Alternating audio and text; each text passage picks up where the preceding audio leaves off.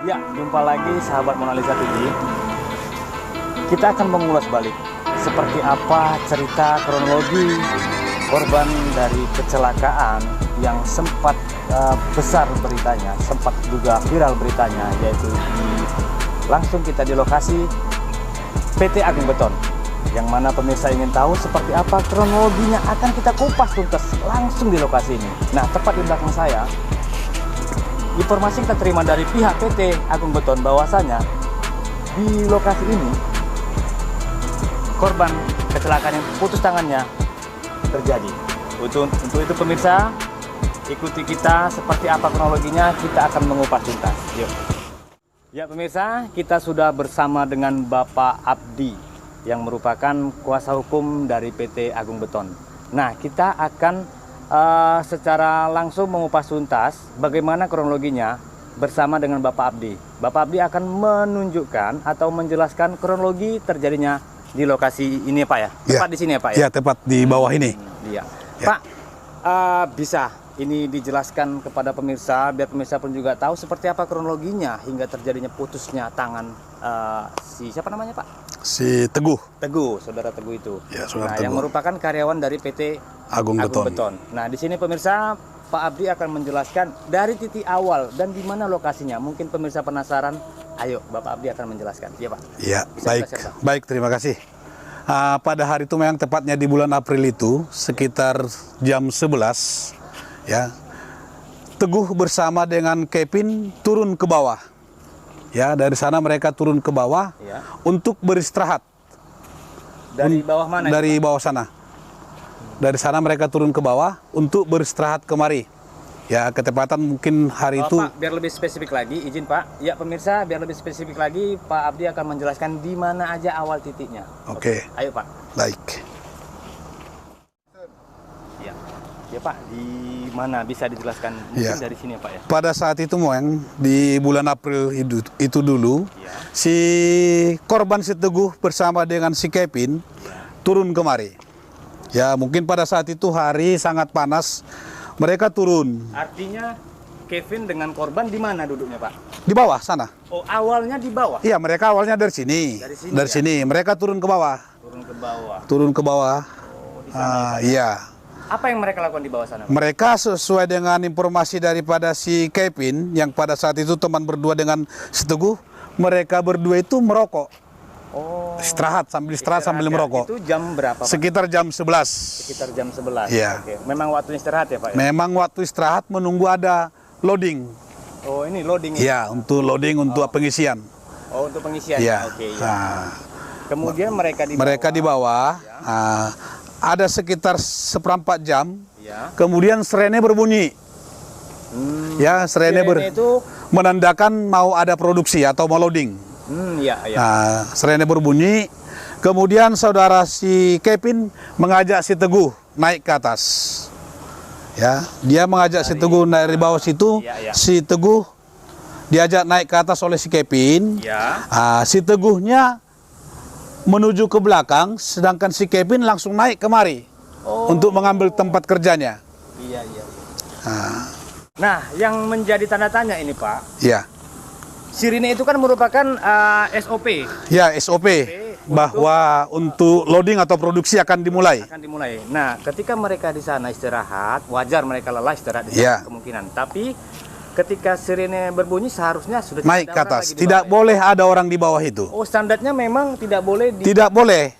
Ya, karena kan di atas itu kan beberapa material yang harus ditimbang. Oh, ini Untuk Pak. mengantisipasi terjatuh apa segala macam, makanya kalau mau loading tidak diperbolehkan orang di bawah itu.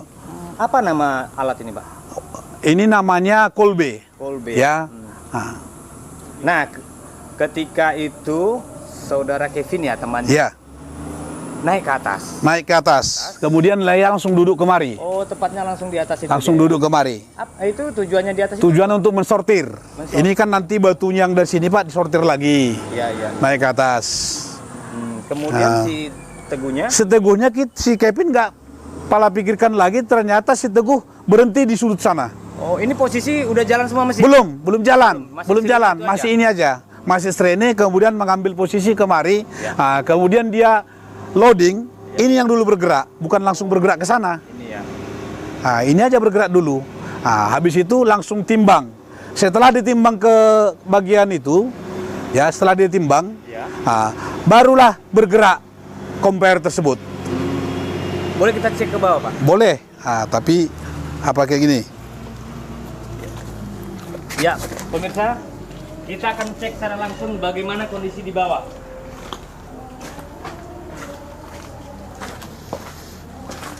Jadi kalau memang lagi produksi dia, Iya, Pak. tidak diperbolehkan siapapun di bawah ini. Tidak diperbolehkan. Iya, posisinya. Jadi mereka berdua duduk di kemari. Iya. Setelah bunyi sirene, si Teguh berangkat ke belakang, si Kevin naik ke atas kemari. Oh, gitu ya. Berpisah mereka. Berpisah mereka, satu ke belakang, satu kemari. Oh, begitu.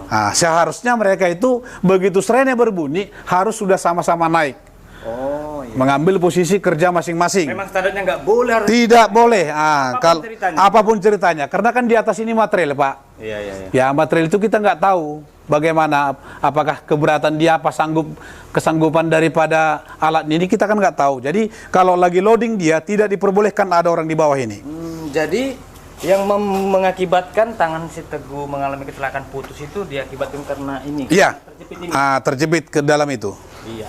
Ya, pemirsa, mungkin pemirsa di rumah atau di luar sana penasaran seperti apa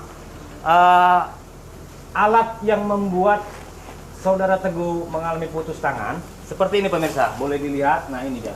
Nah, ini prosesnya berjalan seperti itu, pemirsa. Yang mana itu untuk apa, Pak, fungsinya? Untuk menghantar material ke atas. Oh, iya. Bahan baku dari atas ini setelah timbangan jatuh ke bawah, naik ke atas sana. ke atas sana. Oh, gitu ya, Pak ya. Iya. Jadi Oke, Pak, mungkin pemirsa juga mau tahu selanjutnya setelah itu bagaimana, Pak? Cerita selanjutnya. setelah itu Iya. si Kevin naik ke atas, Iya. kemudian dari atas sana setelah loading kedua, Iya. si Kevin mendengar ada jeritan. Oh. Ada jeritan Siapa minta yang tolong. awal sekali mengatakan Si Kevin, si Kevinnya. Si Kevin mendengar dari Si siapa? Kevin mendengar ada suara jeritan. Kemudian dia memberitahukan kepada pas tepatnya hari itu di sini ada bagian kebersihan. Bagian kebersihan Si Kevin mengatakan, Pak, coba lihat ada nggak orang di belakang sana. Kemudian si pembersih tersebut lari ke sana. Kemudian ada lagi kecepit katanya. Si Kevin menjerit. Spontan. Iya, menjerit, matikan mesin, matikan mesin. Si Kevin menjerit. Operator mesinnya di mana, Pak? Operator mesin di atas sana, Pak, di balik sana. Oh, di balik sana ya. Iya. Iya, Pak. Ketika itu Kevin di atas, pas Iya. tepat di atas ini. Ya, ini yang ada bangku ini. Ini tuh fungsinya Kevin apa sih? Fungsi untuk mensortir batu-batu batu-batu yang mau layak masuk ke dalam atau tidak. Oh, gitu ya. Kalau tidak, seperti yang besar-besar itu dicampakkan keluar. Oh, keluar. Iya. Nah, pada saat itu informasinya ada yang menjerit. Ada, si Kevin mendengar ada suara jeritan. Iya. Suara jeritan, kemudian dia minta tolong, ada bagian kebersihan di situ. Pak, coba tolong, ada nggak orang di situ katanya. Oh, Kemudian orang tersebut ke sana, ada kecepit. Si Kevin langsung minta tolong kepada operator, matikan mesin, matikan mesin. Dan si Kevin pada saat itu nggak tahu kalau kawannya ada di sana. Tidak tahu sama sekali. Menurut dia nggak tahu sih, sama sekali nggak tahu. Nggak tahu. Nah, kemudian setelah itu apa yang dilakukan ketika Si Kevin langsung turun juga, Iya. menjerit ke sana. Aduh, dia minta tolong di situ, sehingga rame-rame datang untuk menyelamatkan si Oke. Teguh. Pak, jadi gini, kita boleh tahu di mana titik tangannya itu terjepit. Boleh? Di sini. Ya, pemirsa, ikuti kita terus. Kita akan melihat kondisi di mana saudara Teguh ini pas ketepatan terjepit tangannya. Kita akan melihat titik lokasinya. Yuk. Pak, Bapak yang pertama sekali mendengar apa ada orang minta tolong itu di sini ya, Pak ya? Iya, di sini. Oh, di sini. Di sini. Oh, terus mengatakan kepada Kevin. Kevin, dia kemarin langsung Iya. ada orang katanya, matikan. Si Kevin langsung menjerit, matikan mesin, matikan mesin. Spontan berbondong-bondong orang kemari. Berbondong-bondong orang kemari. Ternyata, iya, dilihat si Teguh sedang kecepit tangannya pas di situ. Pas di situ ya, Iya, Pak ya? masuk roll itu. Loh. pertanyaan gini Pak, apa yang dilakukan dia di sini? Nah, disitulah kita juga kurang mengerti ya bahwa sebenarnya si Teguh itu kan bukan sebulan 2 bulan lagi bekerja di sini. Ya. Ya, dia sudah hampir lebih 1 tahun bekerja di sini, Ya. dan dia juga seharusnya tahu apabila sudah loading tidak pernah ada orang di bawah ini. Oh, itu udah standar. Nah, itu sudah standar di sini nasional juga. Nah, tidak bisa orang di bawah ini. Nah, Pak, ketika itu menurut informasi atau yang Bapak ketahui dari informasinya, bagaimana kondisinya si Teguh pada saat itu? Nah, pada saat itu tangan kirinya sudah masuk ke dalam itu, Sampai sebatas? sebatas ini. Oh, pas Udah sebatas. masuk kayak gini. Oh, gitu Iya. ya. Kemudian tangan kanannya memegang tembok ini untuk bertahan. Posisi ini tertarik berarti tangannya? Iya, tertarik Nah, tangannya. ini kan prosesnya berjalan? Iya, prosesnya berjalan. Iya, iya, iya. Di situ sudah banyak mengeluarkan darah. Sudah. Nah, dia di situ hanya minta tolong atau sudah? Minta tolong, dia sudah pasrah aja minta tolong begitu. Kemudian kan mesin langsung udah mati. Ya. Nah, maka rame-rame kawan-kawan untuk menyelamatkan dia. Langsung membawa dia ke rumah sakit. Nah, spontan pada saat itu apakah mesin langsung mati? Bisa langsung dimatikan. Oh, karena Ya. karena dengan teriakan. Iya, si dengan Kevin, teriakan langsung matikan mesin. Tolong matikan mesin. Mesin ya langsung mati. Spontan Nah, dia. iya, Apakah spontan. memang Gitu mesin mati masih ada jeda untuk Iya. berjalan. Enggak, ini kan langsungnya ini Pak, langsung matikan langsung mati sendiri dia. Ya, Maka ini pun nggak ada jeda. enggak ada jeda. Tetap berhenti di Iya, sana, begitu dia. karena ini kan Nah. tenaga listriknya dia. Nah, gini Pak, yang menjadi penasaran juga, mungkin agar pemirsa pun tahu di luar sana, di rumah sana, berapa orang yang menolong Kevin pada saat itu?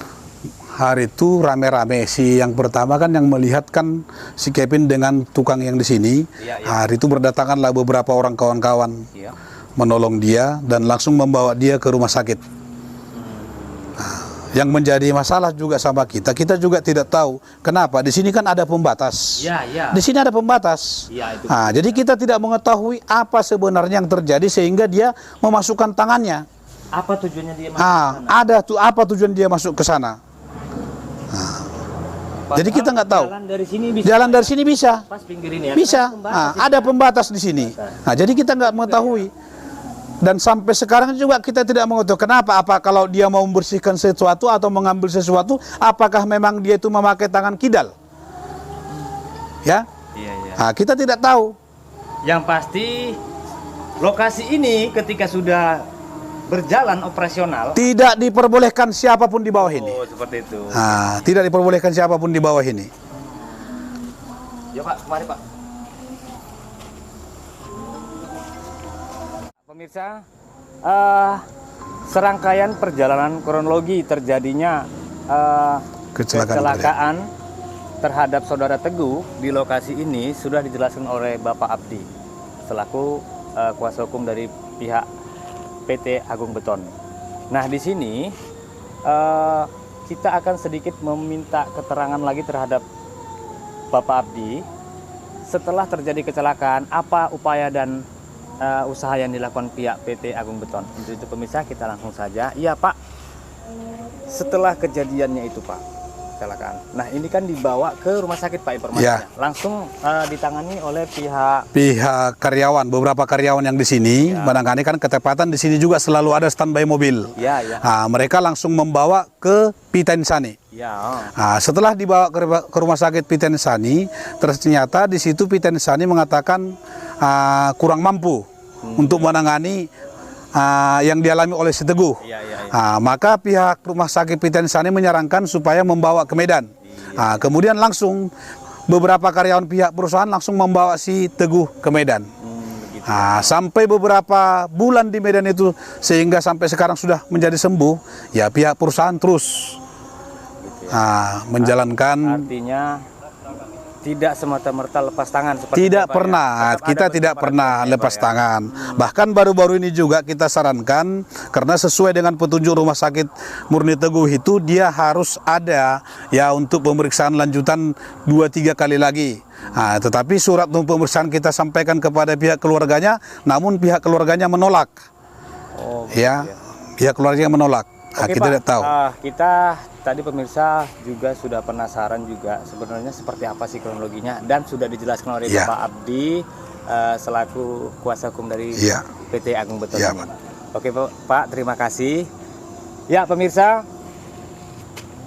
demikian serangkaian kronologi tragedi yang menimpa saudara kita Teguh. yaitu Teguh, yang mana merupakan karyawan dari PT Agung Beton ini. Nah, dalam hal ini kita tidak tahu apa motif di balik ini, artinya kenapa sampai terjadi kecelakaan itu. Apakah ini merupakan salah satu kelalaian dari si korban atau memang murni kecelakaan. Nah, untuk itu pemirsa, nanti akan kita kupas tuntas. Pemirsa, demikianlah investigasi kita di lokasi kejadian, yaitu di PT Agung Beton. Pas di tempat kejadiannya, di lokasi putusnya tangan saudara kita itu, yaitu Teguh. Nah, untuk itu pemirsa, kita akan mengupas lebih lanjut lagi secara hukumnya seperti apa dari segi pandangan hukum terkait proses kejadian ini. Untuk itu pemirsa, ikuti kita.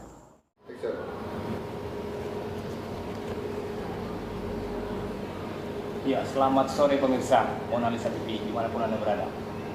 Kita berjumpa lagi dalam bincang-bincang hangat yang saat ini lagi trending dan hangat-hangatnya di tengah masyarakat, yaitu adanya kecelakaan kerja yang menimpa salah satu karyawan PT Agung Beton dan sampai menjadi topik hangat di tengah-tengah masyarakat sampai adanya informasi yang kita terima hingga berbuntut panjang antara kedua belah pihak. Itu pemirsa, kita sudah bersama dengan salah satu pihak dari PT Agung Beton, yaitu kuasa hukumnya, yaitu Bapak Abdi Purba SH. Ya. Iya, selamat sore Pak. Selamat sore. Iya. Ya. Ya pemirsa, kita akan mengupas tuntas dan mengetahui secara detail seperti apa sebenarnya permasalahan yang terjadi di antara pihak korban kecelakaan dari PT Agung Beton tersebut. Itu kita langsung saja. Ya Bang Abdi. Siap. Sore. Iya. Begini Bang, seperti yang sudah kita ketahui dan sudah hangat di tengah-tengah masyarakat seperti yang saya ucapkan pertama tadi, bisa kita ketahui Bang, itu sebenarnya kronologi terjadinya kecelakaan itu hingga berbuntut panjang sampai saat ini. Baik, terima kasih kepada rekan Monalisa ya. Ya. Ya, terima kasih. Sebenarnya kecelakaan kerja itu bisa saja terjadi di mana saja. Ya. Bukan kepada perusahaan Agung Beton ini. Di mana saja biasa terjadi. Ya. Nah, dan ketepatan memang terjadi musibah di PT Agung di bulan April. Ya, di bulan April. Nah, di mana di situ ya seorang karyawan tangannya terjepit. Nah,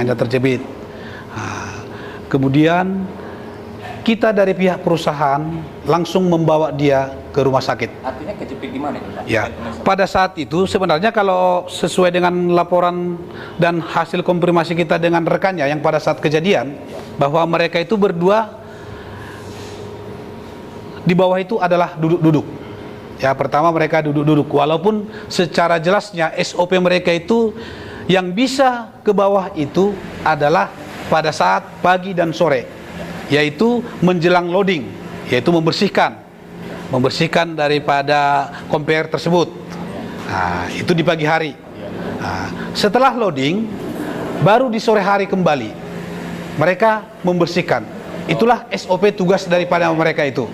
Nah, tetapi pada hari itu, tepatnya di jam 11 siang, nah, mereka berdua dengan temannya si Kevin turun ke bawah, dan mereka di situ pada saat itu sambil merokok, duduk sambil merokok sesuai dengan keterangan si Kevin ya.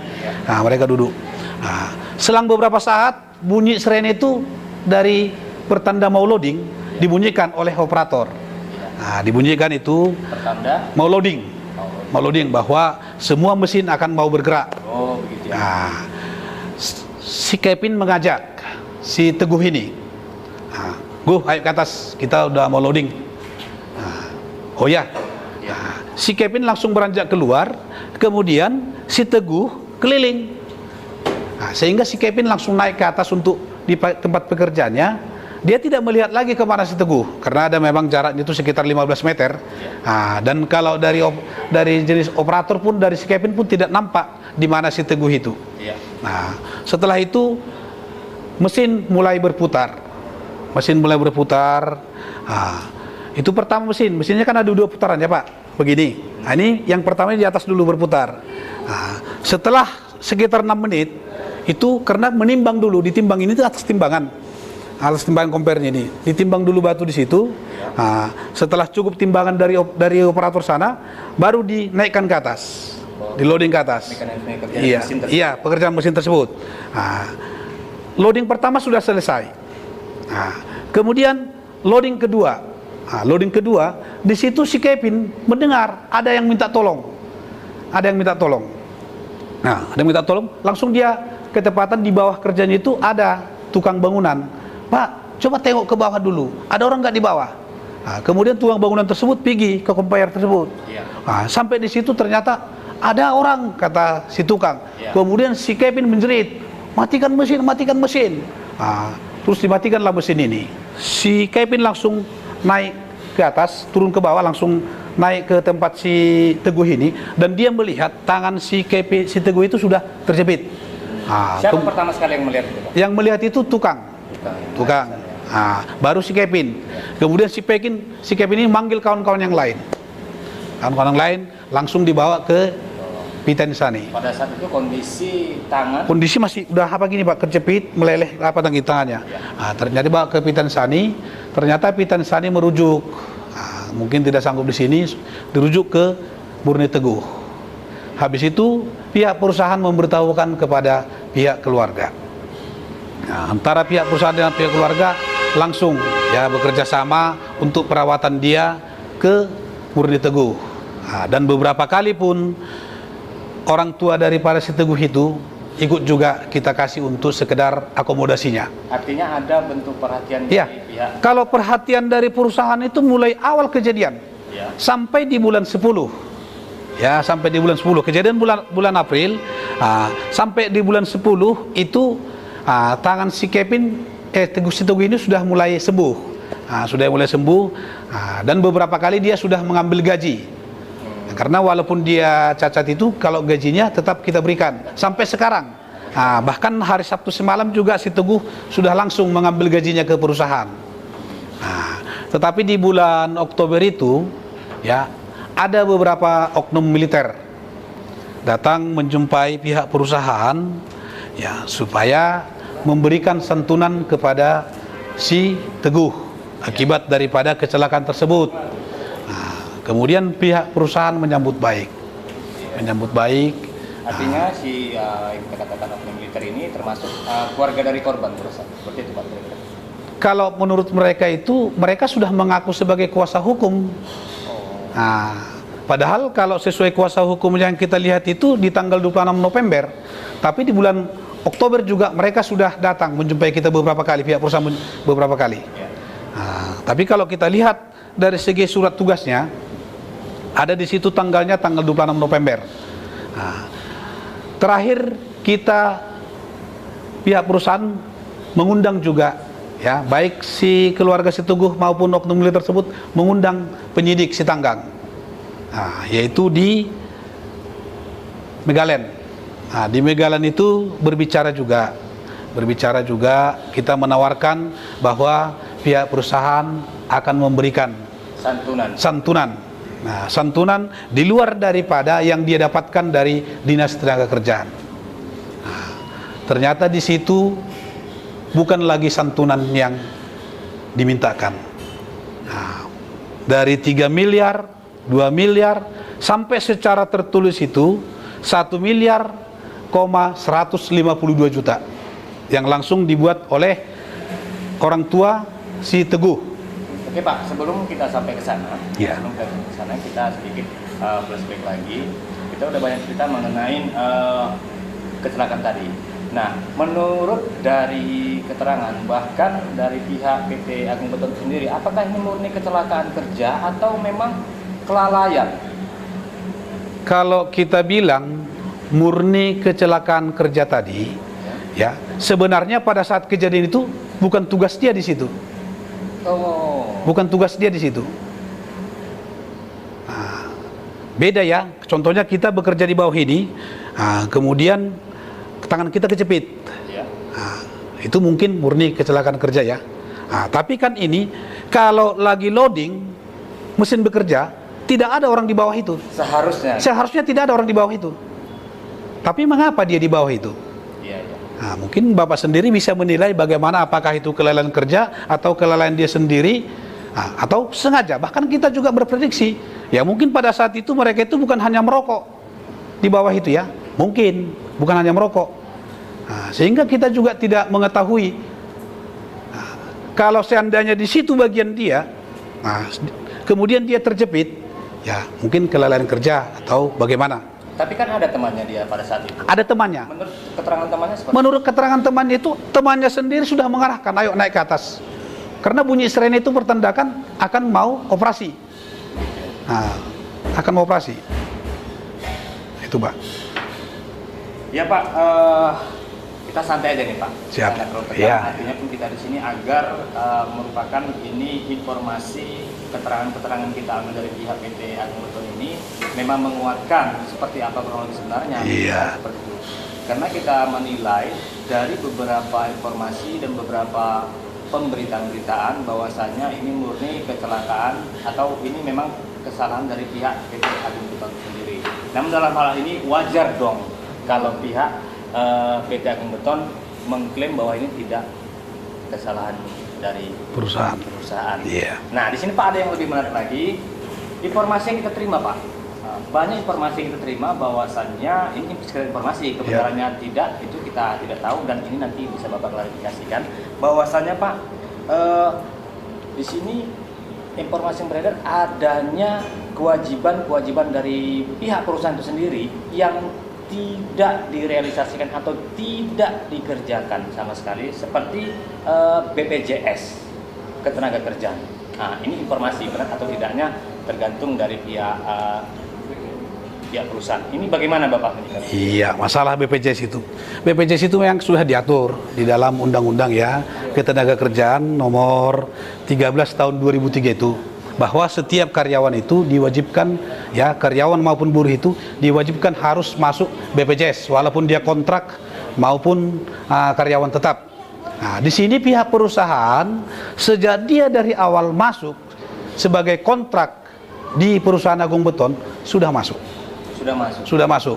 Ya, bahkan memang itulah karena untungnya kita memasukkan karyawan itu kepada BPJS itu, ya, untuk mengklaim semua perubatan dia di Murni Teguh itu maupun di rumah sakit itu, ya berdasarkan daripada BPJS. Nah, jadi kalau seandainya ada kabar beredar yang mengatakan dia tidak masuk BPJS, itu salah. Ya, bisa salah dan bisa langsung dipertanyakan kepada rumah sakit yang ketepatan yang menangani si Teguh. Itu kita katakan bahwa isi itu tidak benar, dan kalau kita sudah tunjukkan pun bahwa dia ikut BPJS sudah kita tunjukkan di kepolisian. Pak, dari awal kecelakaan hingga sampai saat dia dirawat, artinya kan memang sudah ada perhatian kepada mereka dari perusahaan ini. Sudah. Nah, jadi Pak begini, permasalahannya kenapa kok ada timbul lagi sehingga ini bisa menjadi terkesan dibesar-besarkan? Apakah dari awal atau setengah perjalanan itu pihak perusahaan sendiri nggak ada perhatian khusus atau memang mengabaikan? Ya. Nah, ini yang jadi tanda tanya buat kita semuanya. Iya benar. Ya, tadi sudah kita jelaskan bahwa dari awal kejadian kita sudah memberikan perhatian khusus. Ya, kita katakan mulai dari Pitan Sani ke Murni Teguh, bahkan keluarga orang tuanya pun sendiri, kita fasilitasi untuk ke Murni Teguh. Ya, kita sudah fasilitasi ke Murni Teguh. Nah, kita tidak mungkin kan persoalan bulan 4, nah, tetapi sampai ke pihak lain-lain di bulan 10. Nah, jadi kita anggap ini awalnya kita juga dengan orang tua si Teguh ini baik-baik. Tidak ada masalah, saling minta tolong. Nanti bisa dijelaskan oleh beberapa saksi juga. Bentuk perhatian apa yang diberikan, Pak? Bentuk perhatian kita obati. Ya. Kita obati dan kita jelaskan hak-hak dia. hak dia juga kita jelaskan. Dan gaji dia pun sampai saat ini kita bayar. Nah, kita bayar, walaupun dia keadaan sakit kita bayar. Perobatannya memang Perobatannya juga ditanggung, kita tanggung sampai dia sembuh. sampai dia sembuh. Nah, itu kan ada juga diatur dalam undang-undang itu. Iya. Tapi kan ada di sini Pak, terkesan pesan-pesan moralnya di sini, yang manusiawinya kan gitu. Terkesan dia tidak layak karena kan dia kehilangan tangan. Nah, dia tidak mampu bekerja. Dan ini demi kelangsungan hidup dia ke depan seperti apa? Kan seperti itu kira-kira. Baik, kalau kita mengatakan hal tersebut ya, itu namanya musibah. Yang siapapun tidak menginginkan hal tersebut. Ya, di dalam kecelakaan kerja itu sudah diatur di dalam Undang-Undang Ketenagakerjaan. Sesuai dengan Keputusan Menteri nomor 33 1947 itu sudah jelas diatur di sini hak-hak ya, apabila sebagian dari tubuh berkurang ada haknya, apabila meninggal dunia ada hak-haknya. Nah, tetapi di sini kan di luar daripada hak dia itu, pihak perusahaan juga pasti memberikan yang layaknya. Pasti diberikan di luar daripada itu. Sesuai dengan ketentuan. Sesuai dengan ketentuan. Nah, seandainya perusahaan juga memberi dari luar daripada ketentuan, salah dong. Oh, begitu ya. Ya salah lah kalau kita memberikan di luar daripada ketentuan. Nah, tapi seperti yang Bapak bilangkan tadi, secara kemanusiaan, ya pihak perusahaan pasti juga memberikan secara kemanusiaan. Pasti kita berikan. Nah, di sini Pak, permasalahannya apa kok bisa belum selesai permasalahan ini hingga sampai ada klaim-klaim? Yang menjadi persoalan itu, itulah yang kita anggap dengan adanya pihak ketiga. Ya, terus terang kita sampaikan pihak ketiga. Yang mana pada saat itu, setelah tawar-menawar, masuk sama kita surat daripada orang tua si Teguh. Nah, di situ langsung dibuatkan, ya dia langsung memperkalikan, anak saya masih umur sekian, kerja sampai sekian puluh tahun, gajinya sebulan kali sekian, dia langsung mengalih-alihkannya semua. Nah, sehingga total daripada permintaan orang tuanya itu senilai 1.152 juta. Wow, fantastis. Fantastis. Nah, dan di situ juga di bawahnya dia menjelaskan apabila itu sudah diberikan, maka dia akan mencabut laporan di kantor polisi. Oh, artinya ada bentuk laporan. Iya. Laporan seperti apa? Laporan seperti ini. Mereka melaporkan bahwa katanya perusahaan lalai tidak menanggapi dia selama sakit ini. Padahal dari awal tadi seperti kita bahwa dari awal kejadian sampai dia sembuh pun, sampai sekarang pun kita berikan perhatian yang plus sama dia. Bahkan sampai saat ini masih sampai saat ini menerima gaji. Dan itu merupakan bentuk perhatian ya Pak? Ya, bentuk perhatian, dan itu sudah diatur dalam undang-undang. Nah, itu diatur dalam undang-undang juga. Jadi dalam hal ini Pak, ketika ada laporan sudah masuk ke pihak kepolisian bahwasannya seperti yang Bapak katakan tadi, dari pihak perusahaan itu sendiri menyikapinya bagaimana Pak? Ya, untuk hak melapor itu adalah hak daripada setiap warga negara Indonesia. Hak melapor itu. Nah, di sini juga kita mintakan kepada pihak kepolisian juga supaya benar-benar ya menelah laporan tersebut, laporan yang bagaimana. Ya, karena sesuai apa yang dialami oleh si Teguh itu, semuanya sudah ada diatur dalam undang-undang. Ya, jadi kita itu juga tidak bisa lari daripada undang-undang tersebut. Nah, kita harus mengikuti prosedur undang-undang yang berlaku di negara Indonesia itu. Jangan sampai hak-hak kemanusiaan itu dicabut.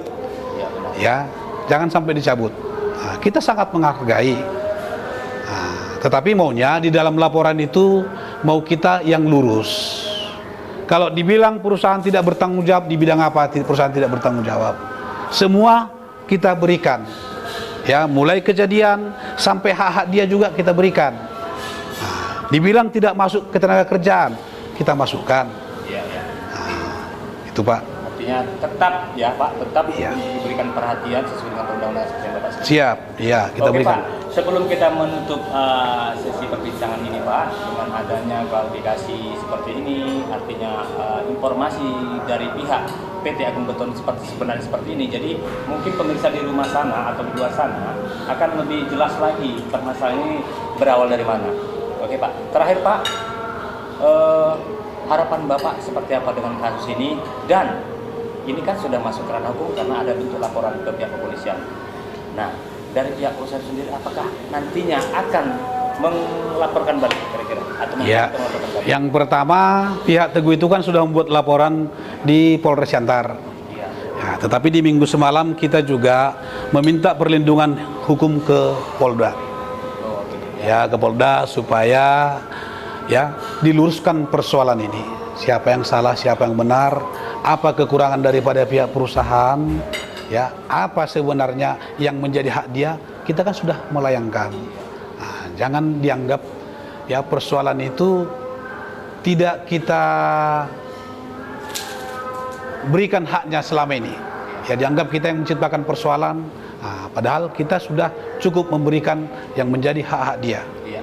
Nah, jadi supaya diluruskan untuk diperiksa, digelar di Polda bagaimana asal-usul persoalan. Karena kita sendiri sebenarnya ya sampai saat ini belum ada mendengarkan keterangan daripada si Teguh. Nah, tetapi dari teman yang pada saat kejadian itu sudah kita dengarkan. Nah, itu Pak. Gitu ya. Artinya tetap nanti ke depan Ya, kan akan buat laporan balik gitu. Ya, kita sudah buatkan laporan balik itu supaya digelar secara Dumas, kita sudah masukkan ke Polda. Tapi harapan kita juga ya menyelesaikan suatu persoalan itu ya bukan hanya di meja hijau, secara kekeluargaan. Harapan kita supaya diselesaikan secara kekeluargaan. Nah, itunya masuk kita. Nah, karena bagaimanapun ya perusahaan itu juga kan ada payung hukumnya. Setiap manusia itu juga dilindungi oleh undang-undang. Ya, maunya apa bedanya? Selama ini juga si Teguh itu kita sudah kasih yang terbaik. Nah, maunya bagaimana secara kekeluargaan, itulah kita buat. Dan harapan kita dari segi perusahaan itu tetap ya maunya yang terbaik. Baik, Ya, oke. itu aja. Pak, terima kasih Pak untuk hari ini bincang-bincangnya dan juga sekaligus informasi yang diberikan dari pihak PT Agung Beton ini. Mungkin ini menjadi referensi kepada semua pengusaha atau bahkan keluarga korban dan juga kepada saudara tentunya bahwasanya ke depan harapannya ini akan diminta hubungan baik, artinya jalan yang terbaik dalam hal ini. Oke Pak, sekali lagi terima kasih. Terima kasih, selamat sore. Oke. Ya pemirsa, demikianlah informasi atau seputar kronologi sebenarnya yang kita terima dari kuasa hukum pihak PT Agung Beton ini. Untuk itu pemirsa, jangan lupa saksikan terus Mona Lisa TV dalam agenda-agenda atau program-program lainnya. Demikian pemirsa, assalamualaikum warahmatullahi wabarakatuh. Selamat sore.